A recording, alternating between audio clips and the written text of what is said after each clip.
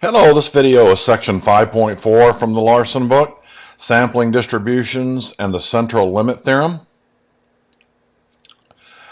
All right, now what we're interested in here is, instead of looking at random variable x, we are looking at a sampling distribution. Suppose the random variable is now x bar, meaning the sample mean.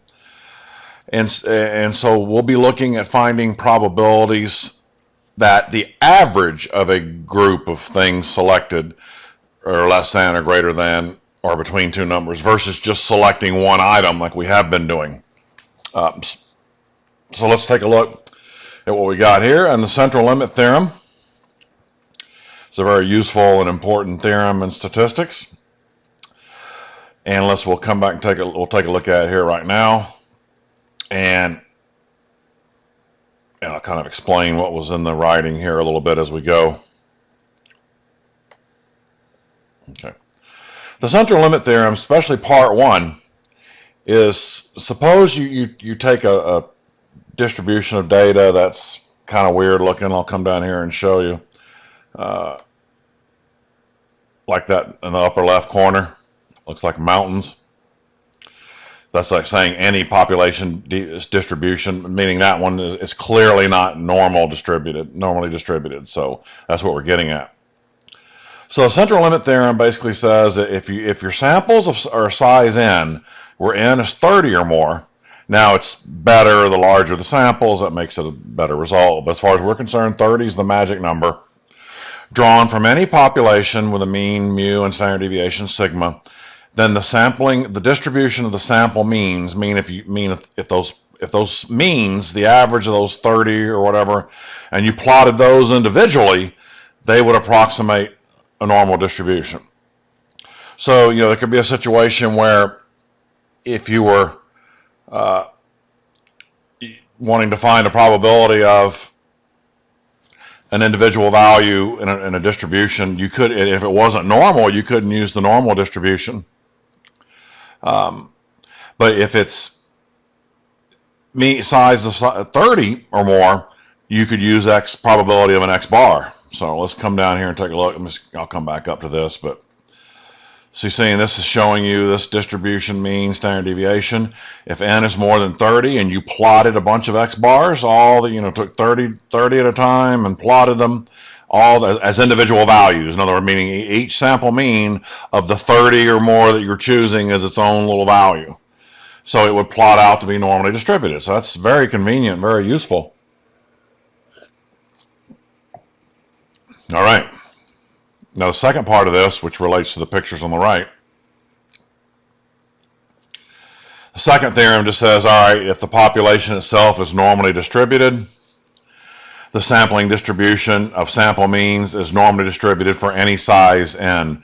Meaning if the original data is normally distributed, the sample size could be 5 and your x bar will still be normally distributed. The first part of this is where it really kicks in with a 30 or more. And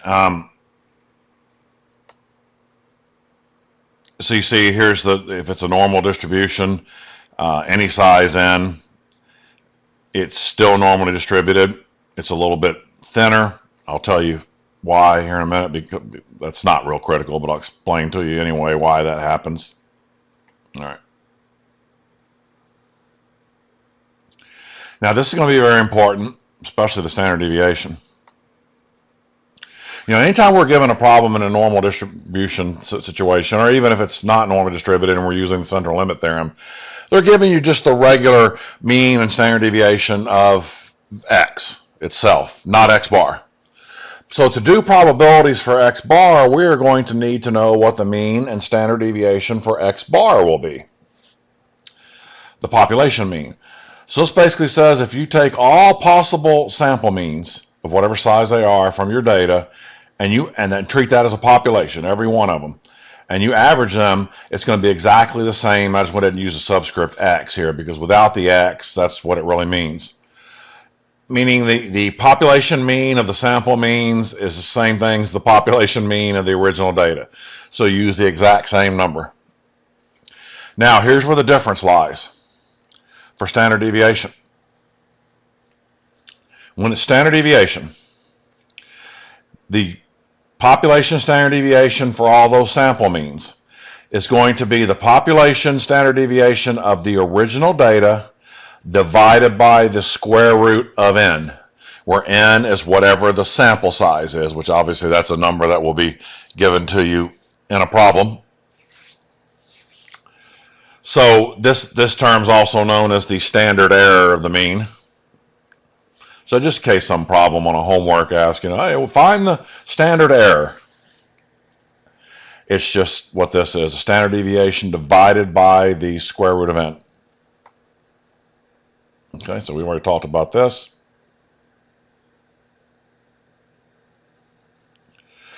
Now let's try an example of just identifying the mean and standard deviation of x bar. Okay, snowfall mountain ranges mean has 100 and standard deviation of 14. That's assumed to be for the value x itself. Suppose snowfalls are sampled during randomly picked years. For samples of size 49, determine the mean and standard deviation of x bar. Now here's where it's really easy to fall into a trap here and pick the wrong answer. And actually answer B is the trap that you do not want to fall into. Because it might be real easy to look at this and go, we got a mean 100 and a standard deviation of 14. So that means I'm going to pick answer B because I see a 100 and I see a 14. Well, that's only half correct. We look back up here. Yes, the mean is the same value, but the standard deviation is not. It's a standard deviation of the values in the data divided by the square root of n. Okay. So you take the standard deviation of the original data, which is 14, and you divide it by the square root of 49. Obviously, you can do that in a calculator. This one just happened to work out to be a nice, neat whole number because square root of 49 is 7. 14 divided by 7 is 2. But, obviously you didn't have to know that. You just put it in the calculator and it ends up being, a lot of time, most of the time, these are going to be, decimal answers. That was kind of a fluke. But therefore, anyway, that's the reason why answer A is correct here. The population mean of the sample means is 100, but the population standard deviation of the sample means is 2. All right. So don't make that mistake. I like to always put that on a test, and I suspect it should be in the homework. We'll see, but if it's not, even then, just be careful. Now, probability in the central limit theorem, it just changes the z-score, which we're going to be using technology. The standard deviation will be divided by square root of n, but we will have to make sure we enter that into the whatever technology we're using. So really, the only difference between this, and it's a major difference, is that we'll still be calculating probabilities the same way, less than, greater than, using the same functions, normal CDF in the calculator, norm dist in the Excel. But how we enter the standard deviation will be different. That's it. Now, a couple ways when we're looking at these problems, how do you recognize that the problem is x bar and not x? Okay, good question. How do you know the difference? Two key differences here.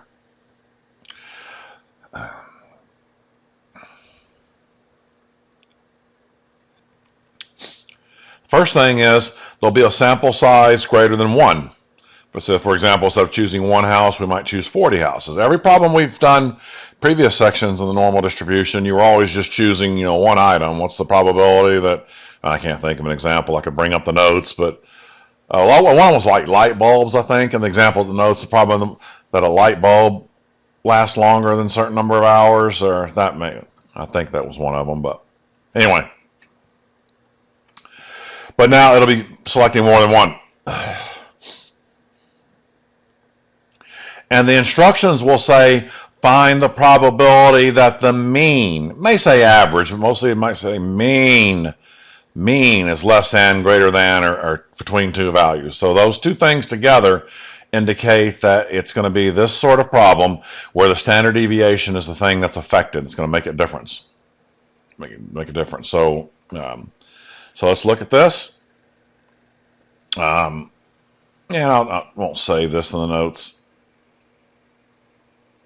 Actually, I've learned that if you highlight stuff and you save it to PDF, sometimes it blocks the word, but I'm going to do it now and then just so we can see.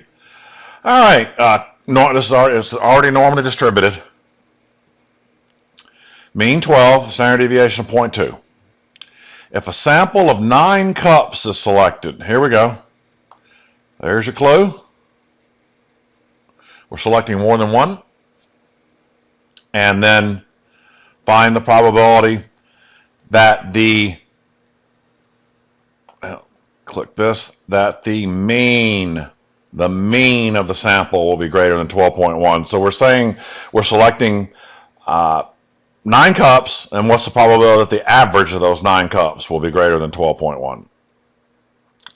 So that's how we recognize this kind of problem. I've got it sort of written out in an old school way here.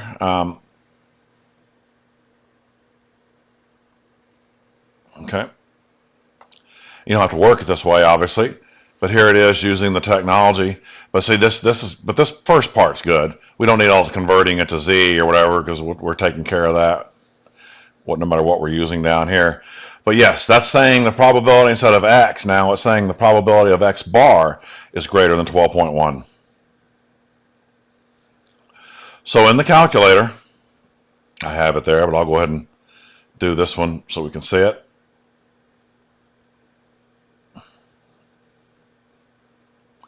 Normal CDF.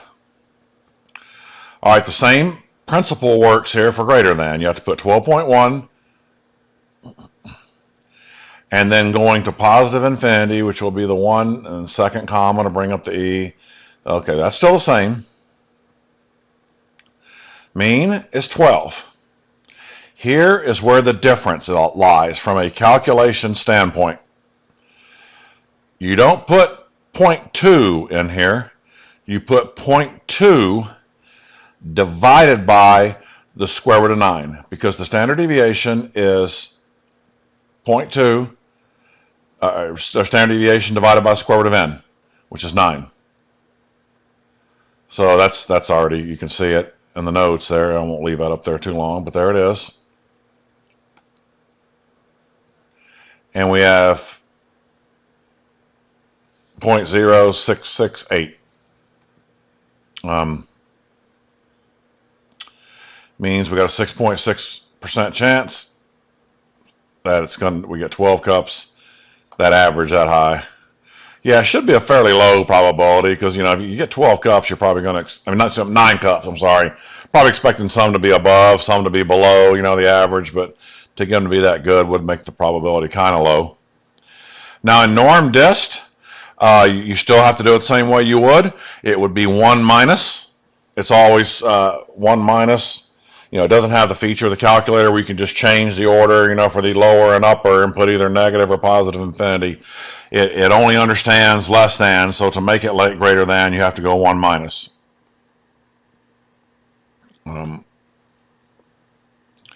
So I guess I could type this one in real quick. I won't type all these in here, but here's one pretty close. I think that's one for a problem we're going to see here in a little bit. So I probably won't redo that when we get to it. So come over here, and it was 12.1.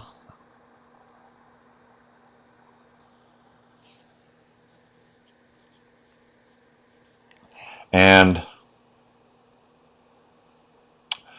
the mean is 12. Standard deviation, this problem just happened to also be 9 there. So you see square root 9 is SQRT. That's your square root function. And there you have it. And you see the 0.668. Yeah, so now you can easily see how to handle the square root right there. And there we have it. Now, we added a part, sort of a second part to this problem, said, okay, what if it was the probability of selecting 1 cup and then finding the probability of 1 cup being greater than 12.1 ounces. Okay, so this goes back then to 5.2. This is not from the new section because it's not asking about the mean. So we would do it the way we did it before. And you see the normal CDF, the commands are all the same, but you don't have 0.2 divided by the square root of 9. You just have 0.2. And same thing with norm dist. You don't have, it's still 1 minus and all that. You don't have 0.2 divided by square root of 9. You just have 0.2, and you get 0.3085. You got about almost a 31% chance. Now, I'll explain why this is higher. You don't have to worry about that too much, but I just sort of explain. It's just kind of going back to what I was explaining in the last one. It's more likely that you would get 1 cup that had a little extra coffee in it. That's more likely than it would be to get 9 of them whose average is that good. In other words, like I was talking about, mentioning that if you get 9, you probably expect some to be above, some to be below, but you might get lucky if you get 1 of them that fits that. You have a better chance that 1 of them will. So, but you don't have to understand any of that. Just as long as you understand how to make the calculation, that's fine. But I just thought I would throw that in there. Okay, once again, I left the old school way to do it in there. I just didn't feel like erasing it. I figured it'd be okay to leave it. Weights of fish are normally distributed. Mean of 11, standard deviation of 6. 4 fish are selected. What's the probability that the mean weight will be between 8.6 and 8.4? So we're selecting more than 1 item and then asking for the probability that the mean weight, the average of those. So it's anytime that we're selecting more than 1 item, it will follow with the wording probability that the mean. It might use average there, but so those two together, but you really don't have the first one. The second one's going to come after the first one, meaning more than 1.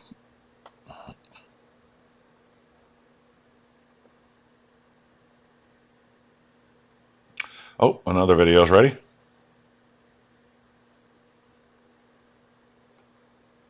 All right. So between, in the calculator, you put the lower number and you put the upper number. You put 11 in there for the mean. But here again, it's the calculator. The fact that we have a sample size here and we're calculating X bar.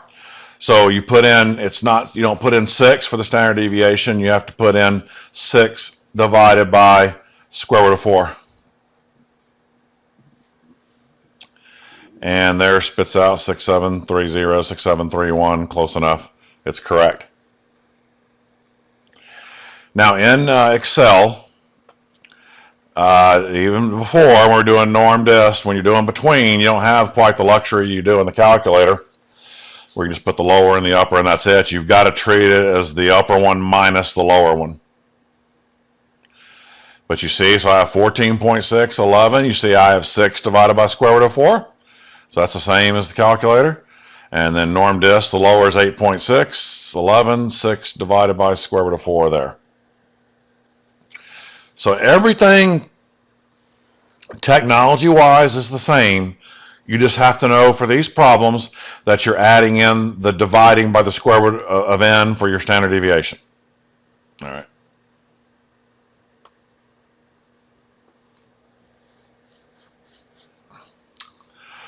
All right, a study amount of time it takes a mechanic to rebuild a transmission for a 1992 Chevy Cavalier shows that the mean is 8.4 hours and the standard deviation is 1.8 hours.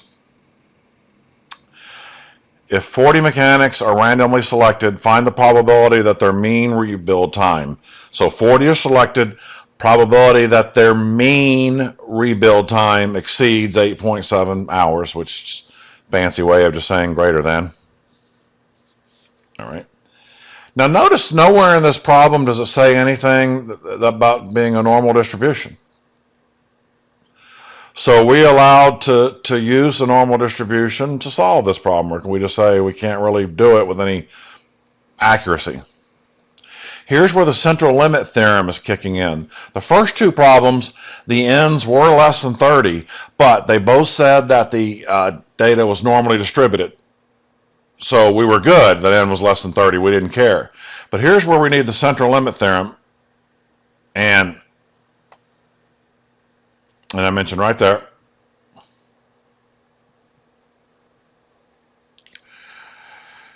So that's what allows us then to use the normal distribution, is because the n is more than 30. I mean, so the fact that it didn't say normal distribution in the question, that's okay as long as n is more than 30. Anyway, so there it is, worked out the old-fashioned way. The calculator, it's greater than, so you would start with the lower number, which is 8.7. You would go to 1e to the 99 to represent your positive infinity. Your mean is 8.4, and your standard deviation is, we're selecting 40 mechanics, so it's 1.8 divided by square root of 40.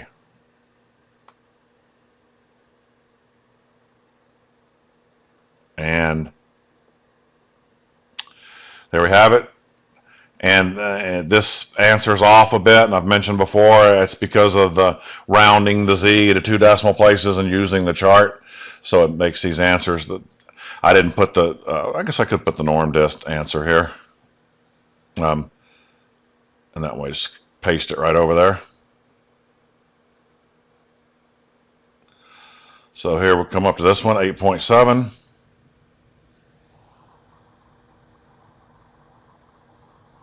I think it was 8.7. 8.4.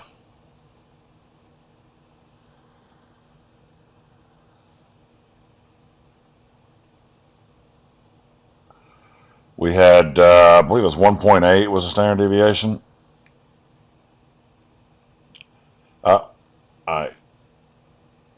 Wait.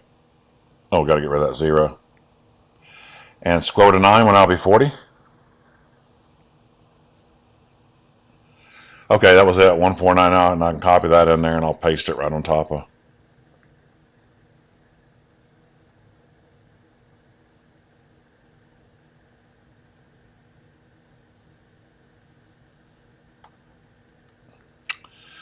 All right. See, like I said, the technology does it, more accurately because it can use, more decimal places of the z.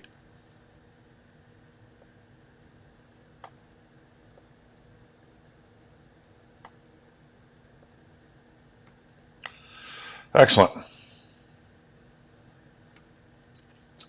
Here's a red meat problem. 196 for the mean, 22 for the standard deviation.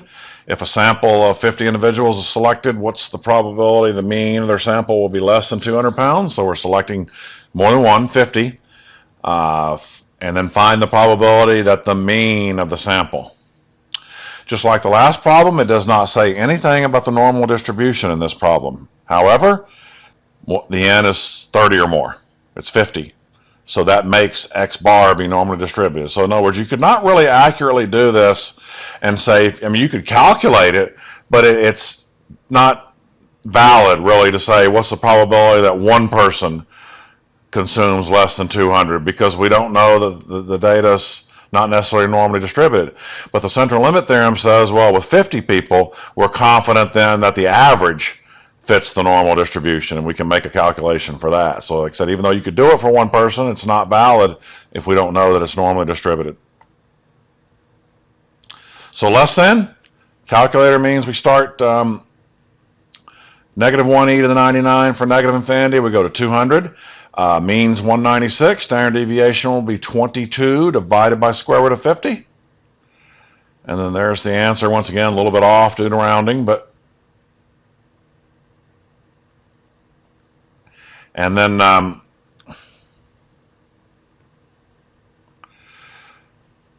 we have 9015 versus 9007. And norm dist, so here it's just norm dist because it's less than.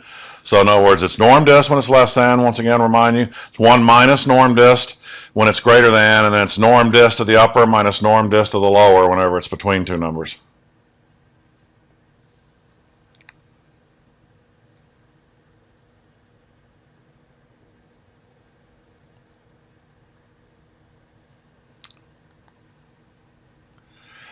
(200), 196, 22 divided by square root of 50, and there you go. So that matches the calculator answer.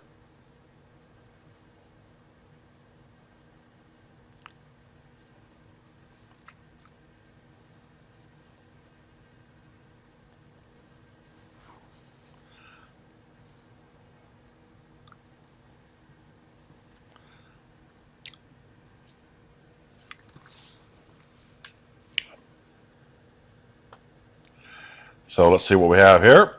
Problem number 6. Heights of women normally distributed, mean 63.6. Standard deviation of 2.5. 75 women are randomly selected. Find the probability that they have a mean height between 63 and 65. So 63 for the lower, 65 for the upper, 63.6 for the mean.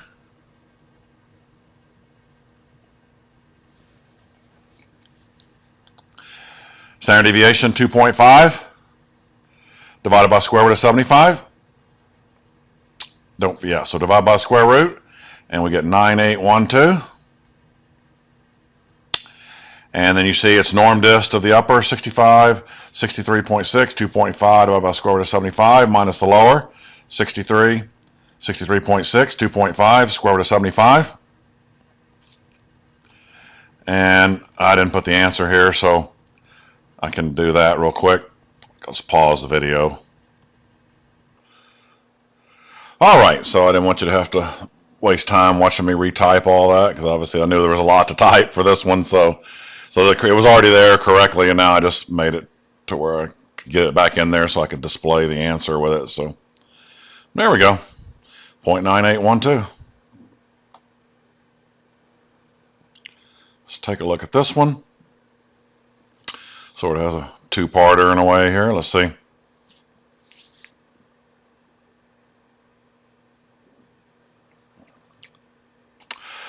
Package of sugar, average weight of 16 ounces, standard deviation of 0.3.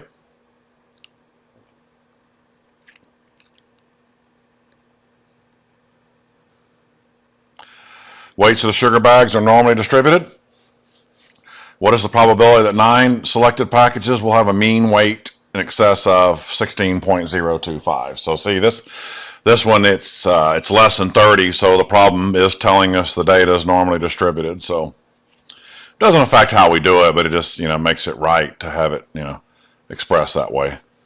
More than 30 or more, really, basically, it doesn't have to say it's normally distributed, but it could. All right, so greater than, more than, so there's how we would express it symbolically. X bar greater than 16.025 versus the other section when it was X. And 16.025 would be your lower, upper would be 1e to the 99.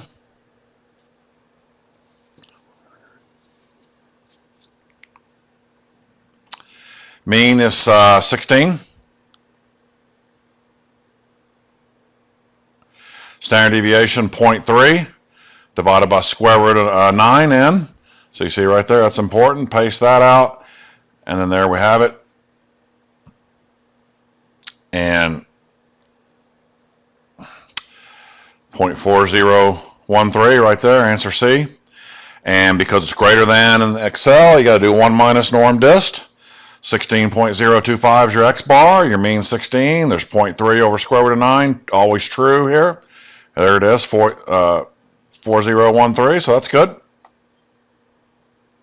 And this one is sort of like a percentile problem. Well, it is a percentile problem, but using this method. The only difference in that now, once again, is just going to be the logic will be the same. It's just dividing, by the square root of n. That's going to be the only difference here. So, all right.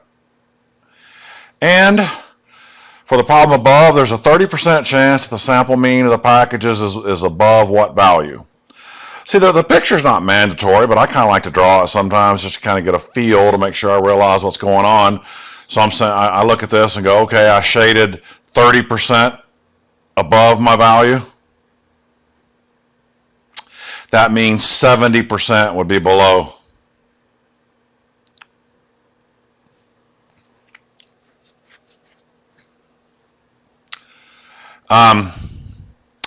So 70th percentile.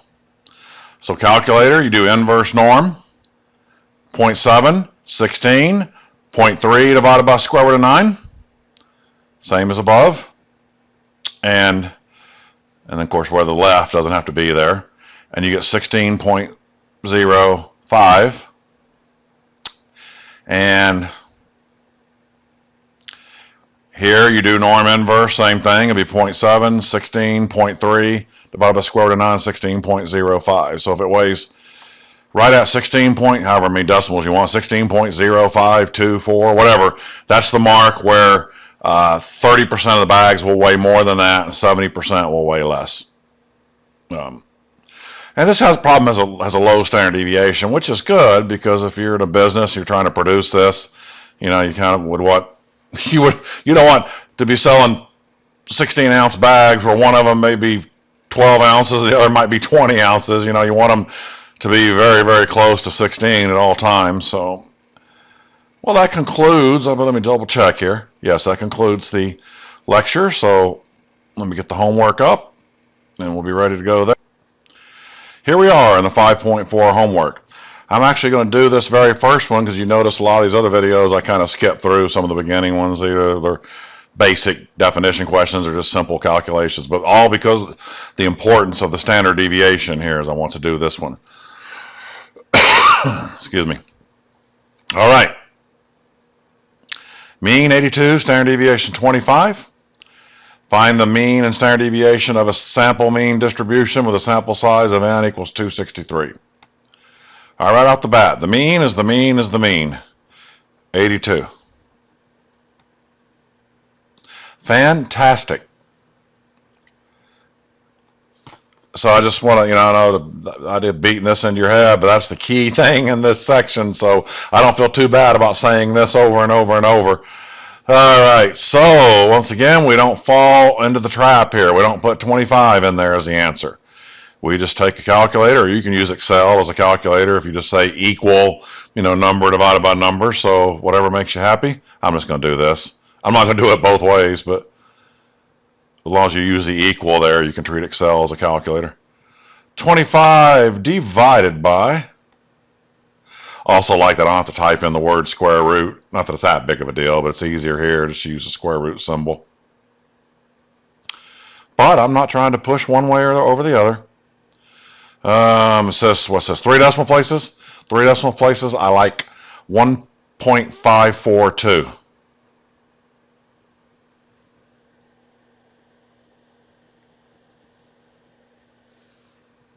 Got it. All right. I'm not sure if any of these are asking just standard error, but standard error is that it's that standard deviation divided by square root of n. Looks like I didn't put any problems on there that asked for that. Well, let me check the completed here, I guess, to be sure.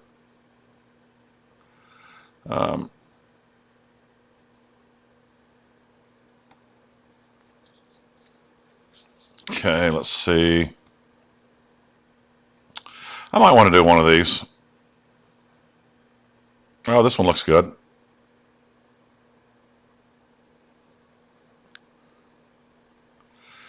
Okay, that's probably all right. But definitely the one that has that last part of the question there I like.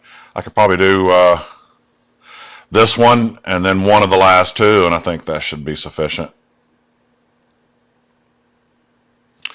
All right, you shouldn't have too much trouble knocking out this homework section.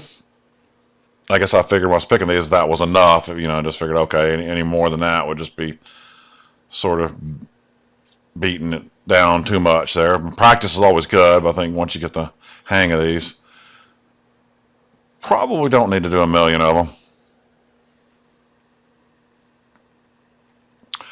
So, let's see. Heights of women.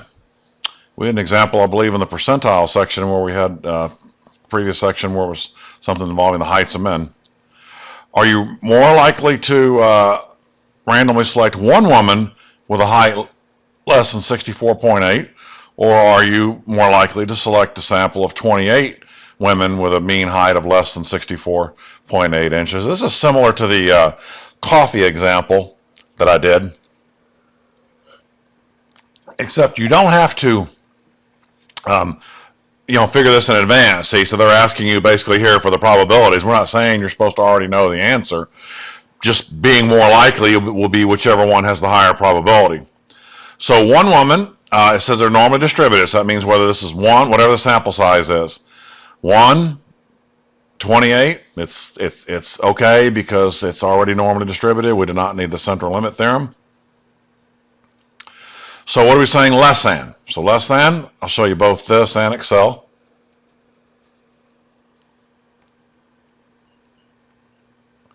Normal CDF. Less than, got to start with the negative 1e to the 99.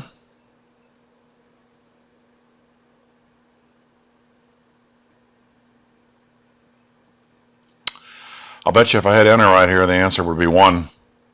Yeah, I'll do it just for fun.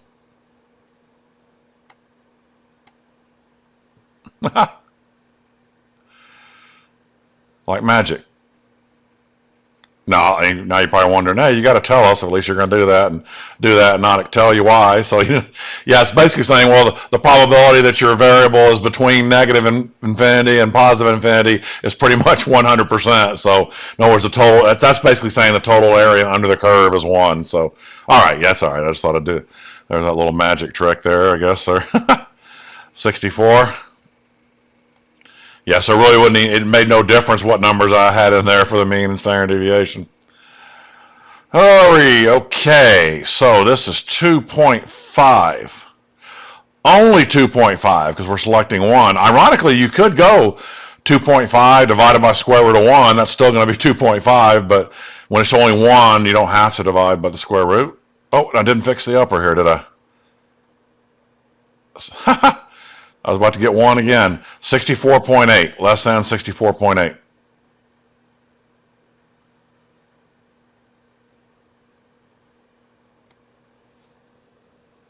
And 4 decimal places, 6255 sounds good.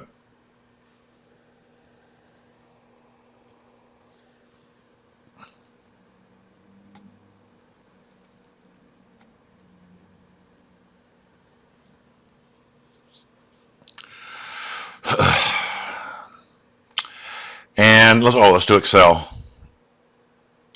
So Excel will be just kind of a basic norm dist. I can just work with this one and get rid of the 1 minus. And it 68.6. I already forgot all the numbers. 64.8, not even close. And the mean 64.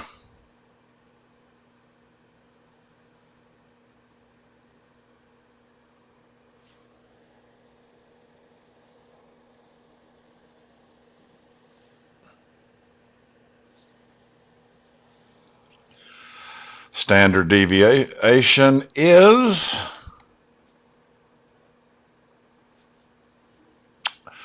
2.5. So I don't need the divide by the square root thing. At least for this part I don't.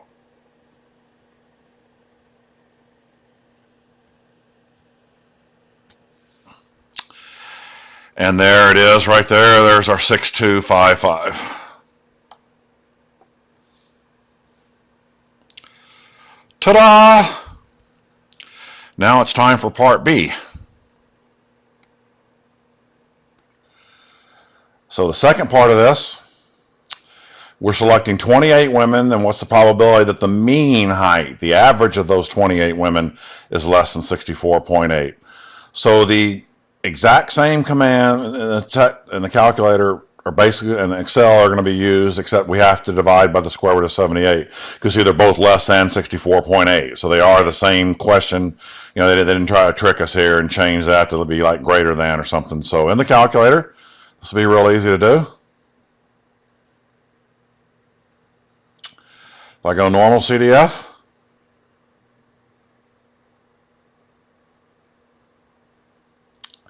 all the data will still be in there. Just come down here to the standard deviation and divide by square root of 28.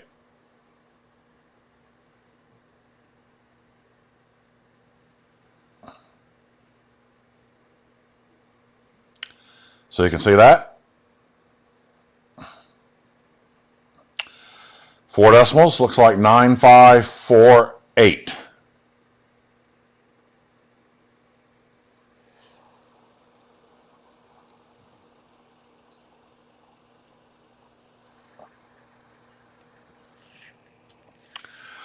All right. Excellent. So I said, oh, then the last part here. Yeah, I would actually asking which is more likely. The more likely is actually the second scenario. It's more likely to select the average because it has a higher probability.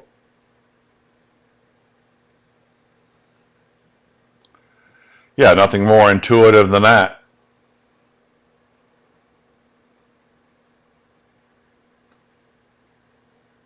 Yeah, let's look at that for a minute. Yeah, so like I said, you didn't have to really think about anything too carefully on this. Why it was going. I know I sort of explained the why on the coffee cup problem in the notes, but you didn't have to do it here. Just pick the one with a higher probability. Wonderful. I think I said I would do one of these last two. I think they're both about the same.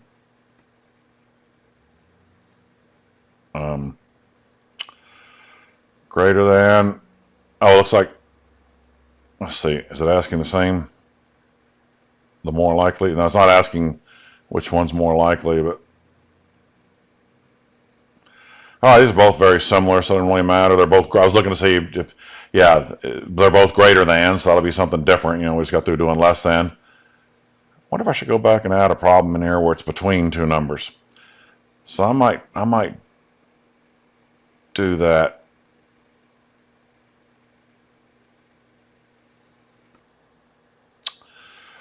All right, I did edit the homework, didn't add any more, but I took out two of these were the same in a row, so I got rid of one of them and replaced number 6 is now between two numbers, so we're going to do 5 and 6 here real quick. So weights of ice cream, normally distributed with a mean of 11, standard deviation of 0.6. Probability that a selected carton will be greater than 11.18 ounces. So I'll do my usual calculator first. Not that matters, but it's kind of what you're used to seeing me do. Greater than. Upper. Upper 1e to the 99, meaning positive infinity. The mean is 11. Standard deviation, because we're only selecting one carton, we just use 0.6, either 0.6 or we do not need. Tell you what I'm going to do real quick. I'm going to snip this out and put this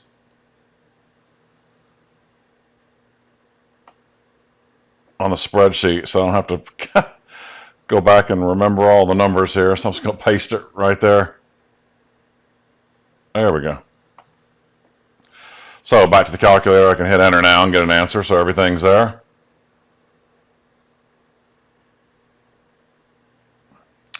(0912). Let's see how we did.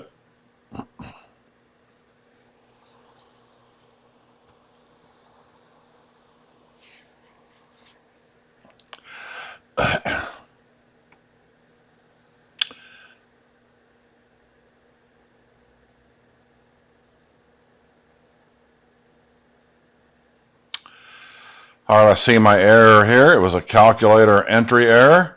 I put 11.8 instead of 11.18. So that should be the reason why the answer is wrong. Let's try 3821.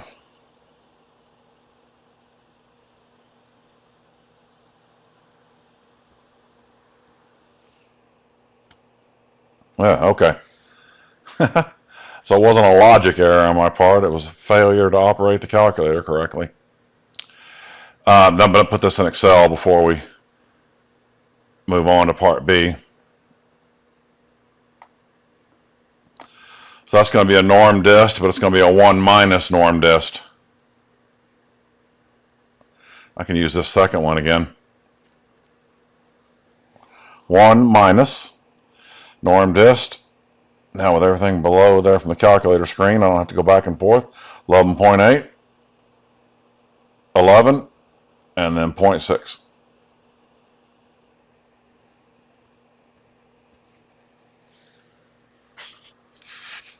And I did it again. Good grief. Oh, I copied the wrong. I copied the screen from when I entered it wrong. That's not very helpful, is it? So 018, there it is, 3821. Yeah, sometimes I laugh at myself. Ah, so that was, we get that off there. That's funny, okay.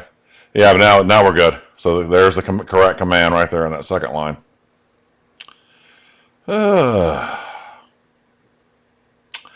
Now the next one, 36 cartons randomly selected. What's the probability that their mean weight is greater than 11.18 ounces? Well, now that I have 11.18 in there already in the calculator, I shouldn't, no chance I'll make that mistake again. Because I don't have to retype anything there. Remember, all I'm going to have to do here, the only thing, is I'm going to have to divide the standard deviation by the square root of 36.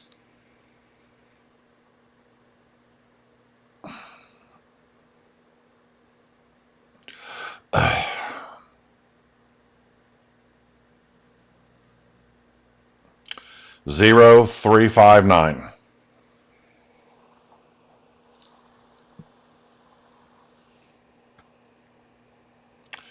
Fantastic. Now, before I go to the next question, though, I'm going to pop this in Excel. And all I got to do is take this one right here, one we just used, and go right there after the 0.6 and put divide SQRT, and it's 36. 0359. Ta-da! And there's 0359. And let's do the new problem that I added here. Okay, same kind of thing. Mean is 1.1, standard deviation is 0.5. It says it's normally distributed, so the n doesn't matter. So the first one's just one male student, is between two numbers, between 0 and 3. I wanted to do a between.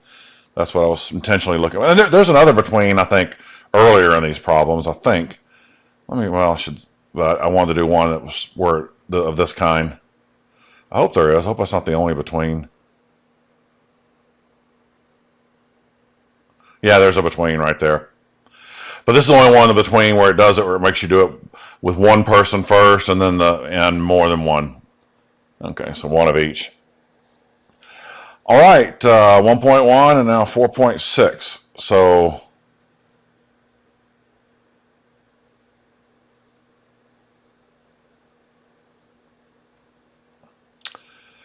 all right, so it's between 0 and 3. 0 and 3 kilograms. 1.1. 4.6. So let's look at that. That ought to be okay, hopefully. Let's go 2547. Got it.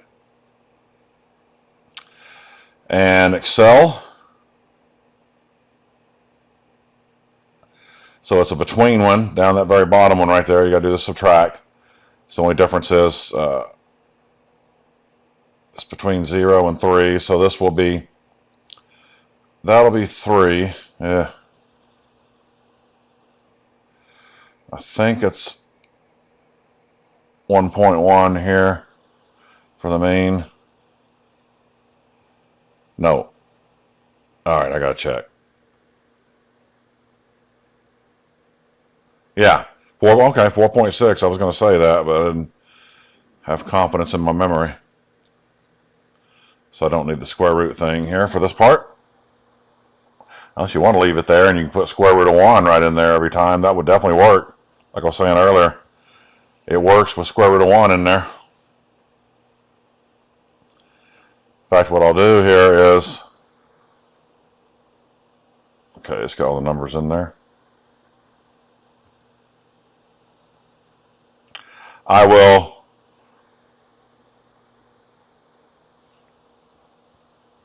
make that square root of 1 just for even for this one, not the other one. Could do it for both, it won't matter. I'll get rid of that here in a minute because it looks weird, but I believe 2547 was the answer. Yeah. So, you know, if you want to leave that square root in there and you go back and do one that doesn't have the square root, you can just change it to 1, make it square root of 1, and that works. Now I'll go ahead and get rid of it just because you may go, I don't like that. There we go. But now we'll have to add the square root back in there for the next part.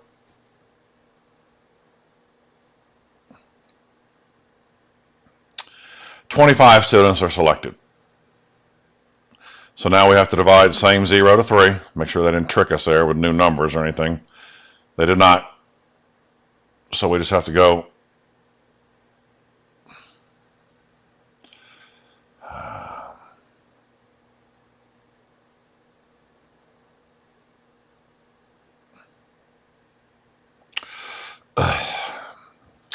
divided by the square root of 25.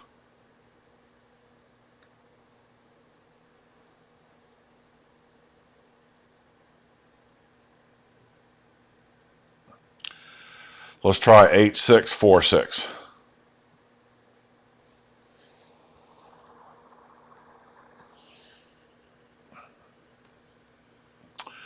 Ta-da!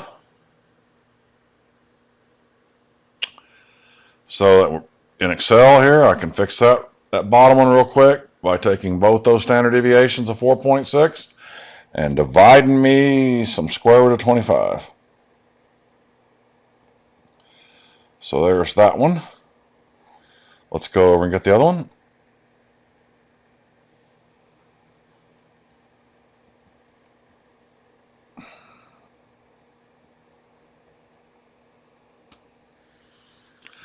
"8646, I do believe is correct.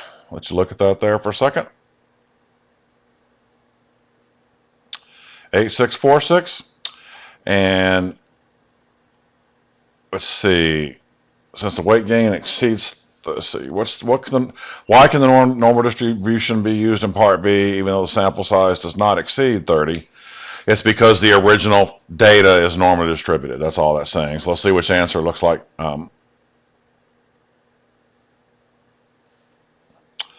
Looking anything, the distribution.